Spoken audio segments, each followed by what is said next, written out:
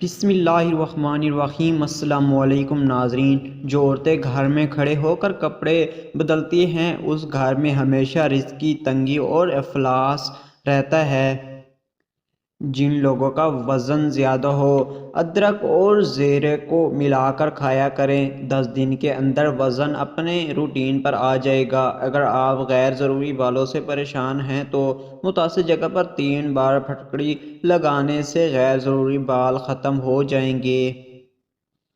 اگر آپ کو دن کے 12 گھنٹے تک پیشاب کی حاجت محسوس نہ ہو تو سمجھ جائیے آپ کو قبض کا مسائل ہونے والا ہے۔ کسی قسم کی بیماری ہو، مریض جتنا بھی بیمار ہو پڑا ہو، اگر اسے سونف کا پانی نہار منہ تھوڑا تھوڑا پلاتے رہیں تو وہ جلدی صحت یاب ہو جائے گا۔ جو لوگ فجر کی نماز کے وقت سوتے رہتے ہیں وہ قرض میں مبتلا ہو جاتے ہیں۔ کھاتے وقت یا کوئی بھی کام کرتے وقت دائیں ہاتھ کا استعمال کیا کرو، اس سے رات کو برے خواب نہیں آتے۔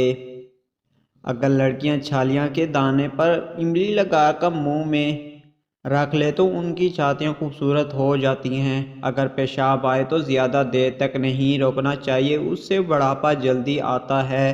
رات کو سوتے وقت ناک کے نتنوں پر سرسوں کا تیل لگا کر سونے سے دماغ تیز ہوتا ہے۔